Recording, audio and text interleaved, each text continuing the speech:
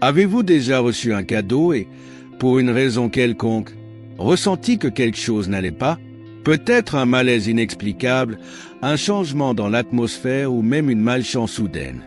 Ce que beaucoup ne savent pas, c'est que, selon les enseignements bouddhistes, certains cadeaux peuvent porter des énergies négatives, influençant directement votre bien-être et bloquant le flux de prospérité dans votre vie. À chaque geste, à chaque objet offert, il y a un échange d'énergie qui va bien au-delà du matériel.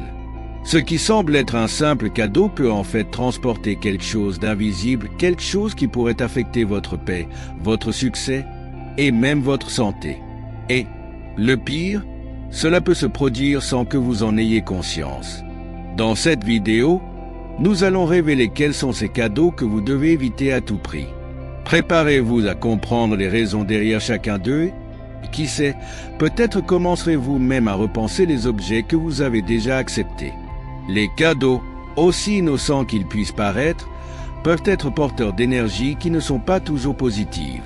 Selon les enseignements bouddhistes, chaque objet porte en lui la vibration de la personne qui l'a touché, fabriqué et même de celle qui l'a offert. Cela signifie que, lorsque vous recevez un cadeau, vous acceptez également une partie de l'énergie de cette personne. Imaginez une personne qui a toujours eu des difficultés financières ou qui vit constamment dans la discorde. Si cette personne vous offre un cadeau, ce qu'elle vous transmet peut être bien plus que l'objet physique. Il y a un transfert subtil d'énergie qui peut influencer directement votre vie, en particulier si l'objet en question est usagé. Dans le bouddhisme, le concept de karma est profondément lié à ces interactions énergétiques. Tout ce que nous faisons, disons ou offrons revient vers nous d'une manière ou d'une autre. Lorsqu'un cadeau est offert, il porte les intentions, les émotions et les expériences de celui qui l'offre. Si cette énergie est négative, le karma qu'elle transporte peut affecter directement votre paix intérieure et même votre prospérité. Cela va au-delà du simple échange matériel. Ce qui peut sembler être un geste de bonne volonté peut, en réalité, être un canal pour des énergies qui drainent l'abondance et créent des barrières invisibles au flux positif dans votre vie. Que pouvons-nous en tirer comme leçon?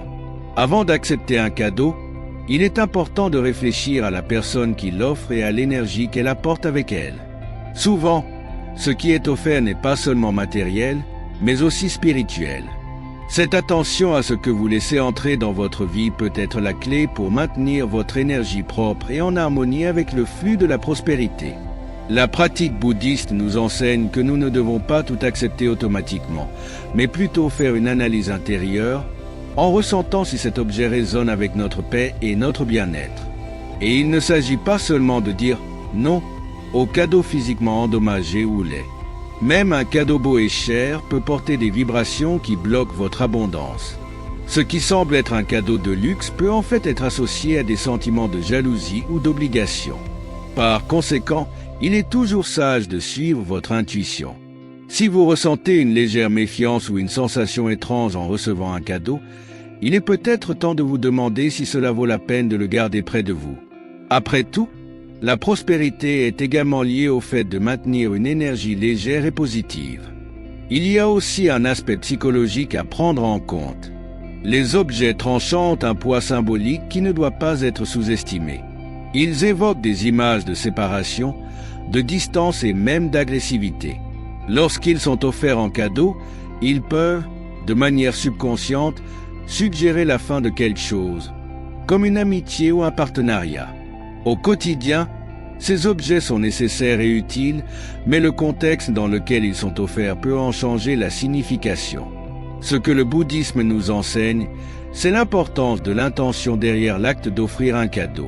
Si l'intention est positive, mais que l'objet choisi porte un symbolisme de rupture, comme un couteau ou des ciseaux, cette dissonance peut créer un malaise et, éventuellement, entraîner des conséquences indésirables. Plutôt qu'un cadeau qui coupe, pourquoi ne pas opter pour quelque chose qui unit, comme un objet de décoration symbolique représentant la prospérité et la croissance? 2. Miroirs anciens ou d'occasion. Les miroirs, depuis des temps immémoriaux, sont considérés comme des objets puissants, capables de capturer et de refléter non seulement l'image physique, mais aussi les énergies subtiles. Dans le bouddhisme, on croit que les miroirs, surtout les anciens ou d'occasion, peuvent stocker les énergies des personnes qui s'y sont reflétées. Ce pouvoir de rétention énergétique fait que les miroirs doivent être manipulés avec prudence, en particulier lorsqu'il s'agit de cadeaux. Un miroir ayant appartenu à une autre personne peut porter des années d'émotions, d'expériences et de vibrations imprégnées dans sa surface. Un jour, un jeune couple décida de décorer sa nouvelle maison avec des meubles et des objets anciens, à la recherche d'une esthétique unique et empreinte d'histoire. Parmi les objets, un miroir ancien se démarquait, offert par un parent éloigné. Le miroir était magnifique, avec un cadre doré finement travaillé, mais quelque chose semblait étrange dès qu'il fut placé dans le salon. Quelques jours plus tard, des disputes commencèrent à éclater sans raison apparente, et l'énergie de la maison devint lourde. Après avoir consulté un expert en énergie, ils découvrirent que le miroir avait appartenu à une personne ayant vécu des moments intenses d'angoisse et de discorde. Cet objet, bien qu'esthétiquement beau, portait les marques émotionnelles de son ancien propriétaire, influençant l'environnement qui l'entourait. De plus, il existe une croyance selon laquelle les miroirs peuvent agir comme des portails entre le monde physique et spirituel. Ce concept rend les miroirs anciens encore plus délicats, car il y a un risque qu'ils soient liés à des énergies ou entités du passé. Dans la pratique bouddhiste, il est recommandé de nettoyer énergétiquement des objets comme les miroirs avant de les accepter. Cela peut être fait par la méditation, l'utilisation d'encens ou même par l'exposition du miroir à la lumière du soleil pour dissiper toute vibration négative. Lorsque vous recevez un miroir en cadeau, surtout un miroir qui appartenait à quelqu'un d'autre, il est important de réfléchir, au sens propre et figuré, à l'histoire qui l'accompagne. Cet objet a un passé, une charge énergétique accumulée au fil des ans. Si le cadeau vient de quelqu'un qui a traversé des moments difficiles ou d'un lieu marqué par des conflits, les énergies qui lui sont associées peuvent encore être actives, même de manière subtile. C'est pourquoi, dans le bouddhisme, il est recommandé de faire preuve de prudence avant d'accepter de tels cadeaux. Au lieu d'accepter immédiatement, envisagez poliment de refuser ou, si vous l'acceptez, assurez-vous que le miroir soit purifié avant d'être placé dans un espace de vie. Après tout, garder votre espace personnel énergétiquement propre et en harmonie est essentiel pour que la prospérité et la paix circulent librement. 3. Fleurs fanées ou mortes. Les fleurs, par nature, symbolisent la vie, la beauté et le renouveau. Cependant, lorsqu'elles sont fanées ou mortes, elles véhiculent une symbolique opposée, celle de la stagnation, de la décadence et, bien souvent, de la mort. Dans le contexte des enseignements bouddhistes, recevoir des fleurs en état de décomposition peut être vu comme un signe que des énergies négatives se manifestent, bloquant le flux de prospérité et de vitalité. Les fleurs, comme tout être vivant, sont capables de refléter l'énergie de leur environnement. Et lorsqu'elles sont en déclin, leur présence peut attirer des vibrations qui affaiblissent l'équilibre énergétique d'un espace. Souvenez-vous de Clara, une femme passionnée par les fleurs, qui recevait souvent des bouquets de la part de ses amis et de sa famille pour les occasions spéciales. Pour son 40e anniversaire, elle reçut un somptueux arrangement de roses blanches et de lys. Les fleurs étaient fraîches et parfumées, mais Clara, occupée par son travail et ses obligations, laissa le bouquet sur la table du salon pendant des semaines. Avec le temps, les pétales commencèrent à se flétrir et les fleurs perdirent leur éclat. Cependant, par attachement émotionnel au geste de tendresse que ce bouquet symbolisait, Clara hésitait à s'en débarrasser. Ce que Clara ne réalisait pas, c'est qu'au fil du temps, un sentiment de fatigue et de stagnation s'emparait progressivement de ses journées. Elle remarqua que ses projets professionnels, qui auparavant progressaient naturellement, commençaient à rencontrer des obstacles imprévus, et l'harmonie chez elle semblait également perturbée. Chaque fois qu'elle regardait le bouquet sec et sans vie, elle ressentait une mélancolie inexplicable. Ce n'est qu'après la visite d'une amie, qui évoqua l'énergie des fleurs fanées, que Clara décida de s'en débarrasser. Le même jour, elle remplaça le bouquet par des fleurs fraîches et vibrantes, et elle commença à percevoir un changement subtil mais puissant dans l'atmosphère. Les fleurs fanées, tout comme d'autres objets symbolisant le déclin, peuvent créer un cycle d'énergie négative dans des espaces nécessitant une revitalisation. Selon les enseignements bouddhistes, ce que vous placez dans votre environnement influence directement votre énergie. Il est donc essentiel de maintenir des fleurs fraîches et saines dans votre maison ou tout espace que vous souhaitez voir prospérer. Si vous remarquez que les fleurs commencent à se faner, c'est un signe qu'il est temps de renouveler non seulement les plantes, mais aussi les énergies qui vous entourent. Accepter des fleurs mortes en cadeau peut également être perçu comme un geste de négligence, tant sur le plan physique que spirituel. En effet, au-delà de ne plus offrir la beauté et la vitalité des fleurs vivantes, ces plantes ne portent plus le symbolisme positif de la vie et de l'abondance. En revanche, garder des fleurs fraîches autour de vous attire des vibrations de croissance et de prospérité, contribuant à maintenir une énergie fluide, légère et positive. 4. Portefeuilles ou sacs vides. Dans le bouddhisme, le symbolisme des objets est directement lié à ce qu'ils représentent en termes d'énergie et de prospérité. Un portefeuille ou un sac, par exemple, sont des objets qui, lorsqu'ils sont vides, peuvent véhiculer l'idée de manque et de pénurie. Offrir un portefeuille ou un sac vide peut symboliquement transmettre l'idée de carence, bloquant le flux naturel d'abondance dans la vie de la personne qui le reçoit. C'est pourquoi il est déconseillé de donner des portefeuilles ou des sacs vides, et il existe une croyance répandue selon laquelle, en offrant ce type de cadeau, il faut toujours y placer quelque chose à l'intérieur, comme une pièce ou un billet, afin de s'assurer que le flux de prospérité ne soit pas interrompu. Un exemple classique concerne Philippe, un homme d'affaires qui, par tradition familiale, offrait toujours des portefeuilles en cadeau à ses employés à la fin de l'année. Cependant, au fil des ans, il constata que les bénéficiaires rencontraient souvent des difficultés financières ou personnelles peu de temps après avoir reçu ce cadeau.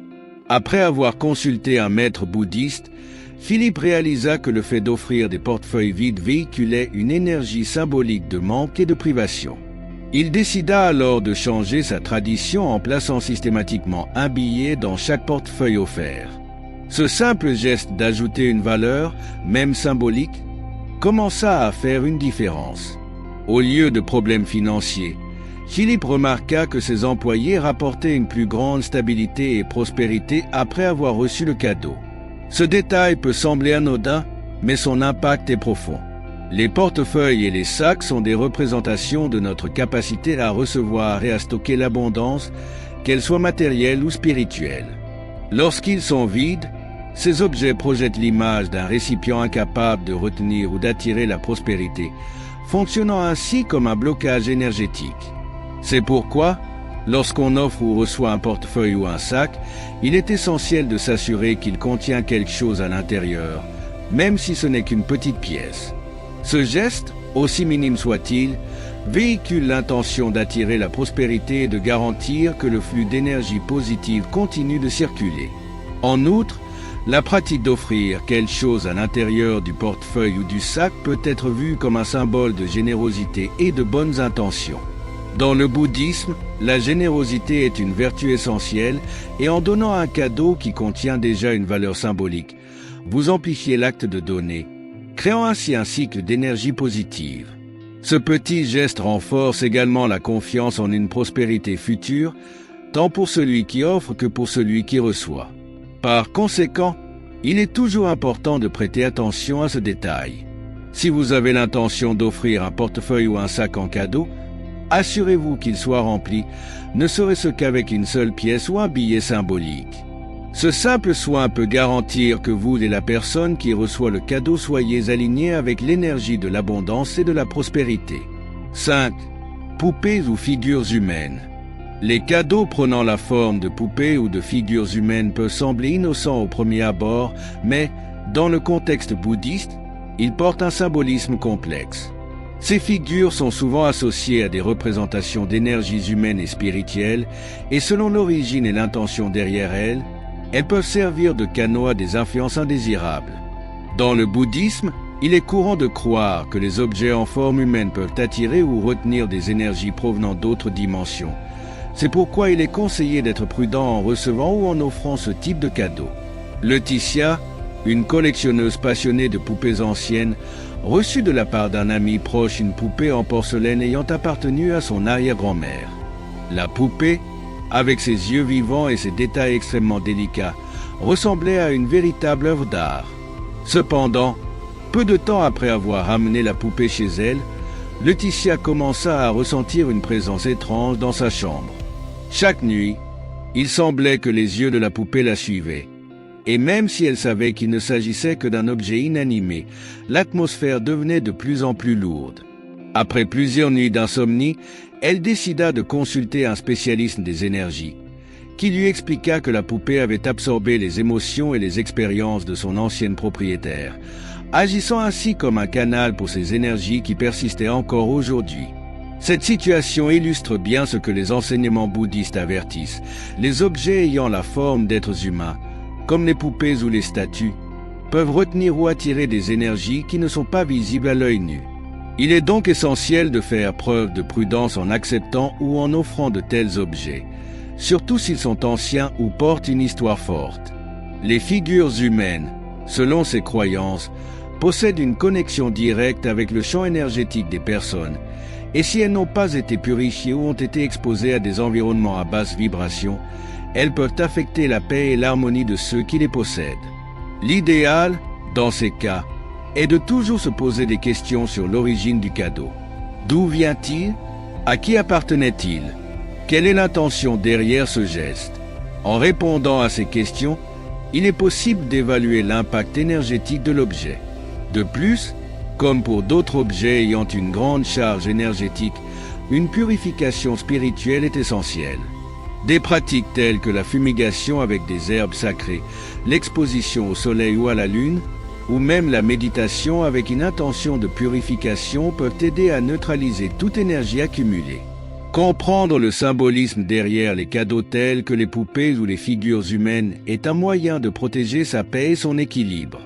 Il est important de se rappeler que, bien que ces objets semblent être de beaux et significatifs présents, ils ont le pouvoir d'affecter l'énergie d'un environnement. Le fait d'accepter ou de donner un tel cadeau doit toujours être un acte conscient, avec une attention particulière à son origine et aux énergies qu'il pourrait transporter. Si, livres ou objets liés à des pratiques occultes. Dans le bouddhisme, la connaissance est l'une des clés de la croissance spirituelle et de l'élévation de la conscience. Cependant, tout type de connaissance n'est pas considéré comme bénéfique. Les livres ou objets liés à des pratiques occultes sont perçus comme des sources d'énergie pouvant être nuisibles selon l'intention et le contenu qu'ils contiennent. L'idée est qu'en se mêlant à ces objets, une personne peut ouvrir des portes à des énergies et des influences qui échappent à son contrôle, surtout lorsqu'elle ne possède pas une compréhension ou une protection spirituelle adéquate. Raphaël, un jeune homme curieux et amateur de lecture, s'intéressait depuis toujours aux thèmes ésotériques. Un jour, il reçut en cadeau un vieux livre sur des rituels d'invocation. Intrigué, Raphaël commença à lire le livre sans trop de préoccupation, le considérant comme une simple lecture intéressante. Cependant, à mesure qu'il avançait dans les pages, il commença à percevoir des changements dans sa maison. Les objets se déplaçaient sans raison apparente et la sensation d'une présence étrange devint constante. Même son sommeil fut perturbé par des rêves inquiétants. Ce n'est qu'après s'être débarrassé du livre que les choses revinrent à la normale. Cette expérience lui fit comprendre que toute connaissance n'était pas inoffensive et que certains livres pouvaient effectivement attirer des énergies perturbatrices. Les livres et objets occultes, en plus de contenir le savoir inscrit dans leurs pages, sont souvent liés à des pratiques et des rituels qui peuvent connecter ceux qui les utilisent à des énergies inconnues. Dans le bouddhisme, la quête de l'harmonie intérieure passe par la prudence quant au type de connaissances que nous absorbons. Tandis que les livres de développement spirituel et de croissance personnelle sont toujours recommandés, les objets et livres liés aux pratiques occultes, aux rituels et aux invocations peuvent servir de portail à des énergies difficiles à maîtriser. Même si l'intention de celui qui offre le cadeau est bonne, l'impact énergétique peut être négatif. Il est important de réfléchir avant d'accepter des cadeaux de ce genre. En recevant un livre ou un objet lié à des pratiques occultes, la personne doit se demander quel impact ce savoir pourrait avoir sur sa vie. Parfois, Le simple fait de posséder cet objet chez soi peut déjà modifier l'énergie ambiante. La pratique bouddhiste recommande que si le cadeau est accepté, il est essentiel de nettoyer énergétiquement l'objet. Dans certains cas, d'envisager de ne pas le garder si l'énergie demeure lourde. De plus, il est toujours conseillé de suivre son intuition. Si en recevant un livre ou un objet vous ressentez un malaise, cela peut être le premier signe que ce cadeau n'apportera pas de bonnes influences. Dans le bouddhisme, l'énergie doit toujours circuler de manière fluide et naturelle, et tout blocage ou sensation négative doit être perçu comme un signal d'alerte. Ainsi, garder une clarté sur ce que l'on permet dans son espace personnel est l'une des clés pour préserver la paix et l'équilibre énergétique. 7. Bijoux ou objets hérités de personnes décédées. En ce qui concerne les objets hérités, surtout les bijoux et les biens personnels de personnes décédées, le bouddhisme enseigne que ces objets peuvent porter l'énergie de leurs anciens propriétaires, influençant l'environnement et même la vie de ceux qui les reçoivent. Les bijoux, par exemple, sont des objets très proches du corps de leurs propriétaires, absorbant leurs émotions, leurs expériences et même leur vitalité au fil du temps. C'est pourquoi, lorsqu'ils sont transmis, il est essentiel de faire attention, car ils peuvent conserver non seulement une valeur sentimentale, mais aussi la charge énergétique de la personne décédée. Anna, une jeune femme qui avait hérité d'une bague en diamant de sa grand-mère, avait toujours eu un attachement particulier à ce bijou, car il symbolisait l'amour et le lien familial. Cependant, après avoir commencé à la porter régulièrement, Anna remarqua des changements dans son comportement et son humeur. Elle, qui était habituellement optimiste et joyeuse, commença à se sentir mélancolique et anxieuse sans raison apparente. Après avoir parlé avec un ami pratiquant la méditation bouddhiste, elle apprit que la bague pouvait avoir absorbé les émotions et les difficultés que sa grand-mère avait vécues dans ces dernières années. En effectuant un rituel de purification avec des encens et des prières, Anna retrouva une certaine légèreté dans sa vie, et l'atmosphère dans sa maison sembla également s'alléger. Cette expérience reflète l'un des principes bouddhistes concernant les objets hérités. Ils peuvent être porteurs d'une charge émotionnelle profonde qui n'est pas toujours visible. En recevant un cadeau sous forme d'héritage, comme un bijou ou un objet précieux, il est essentiel de prendre conscience de l'énergie qu'il peut transporter. Souvent, l'attachement émotionnel à ces objets nous empêche de reconnaître leur impact énergétique sur notre paix et notre équilibre. Une pratique courante dans le bouddhisme consiste à purifier ces objets, notamment les bijoux, avant de commencer à les utiliser ou à les conserver chez soi. On pense qu'en effectuant cette purification énergétique, il est possible de neutraliser toute influence négative, permettant à l'objet de devenir un canal de bonne vibration, aligné avec la nouvelle phase de vie de son propriétaire. Des pratiques telles que l'utilisation d'encens, de bains de sel ou même de prières spécifiques peuvent être employées pour ce processus, apportant clarté et harmonie. Il est important de se rappeler que même si ces objets ont une grande valeur émotionnelle, l'énergie qu'ils contiennent fait également partie de leur histoire. Ainsi, en décidant de garder ou d'utiliser un objet hérité, il convient de réfléchir à son impact sur son propre champ énergétique. Accepter un cadeau d'héritage doit toujours être un choix conscient, prenant en compte non seulement sa valeur sentimentale, mais aussi son impact spirituel. L'énergie que vous permettez d'entrer dans votre vie, que ce soit par le biais de personnes ou d'objets, est un facteur déterminant pour votre équilibre, votre prospérité et votre paix intérieure. En évitant les cadeaux dont nous avons parlé, vous vous protégerez d'influences qui peuvent sembler inoffensives mais qui, de manière subtile, peuvent drainer votre énergie. Pourquoi ne pas commencer à prêter plus d'attention au présent qui arrive jusqu'à vous et à garder votre espace énergétiquement propre et harmonieux? Rappelez-vous, de petites décisions peuvent faire une grande différence. Et si vous souhaitez continuer à apprendre davantage sur comment attirer la prospérité et vivre en paix, abonnez-vous à la chaîne et activez la cloche pour ne manquer aucun contenu. Et bien sûr, si vous avez regardé jusqu'ici, laissez un commentaire avec le mot « protégé » pour montrer que vous êtes attentif aux énergies qui vous entourent. Ensemble, nous allons créer une vie plus prospère et équilibrée. Nous nous retrouvons dans la prochaine vidéo.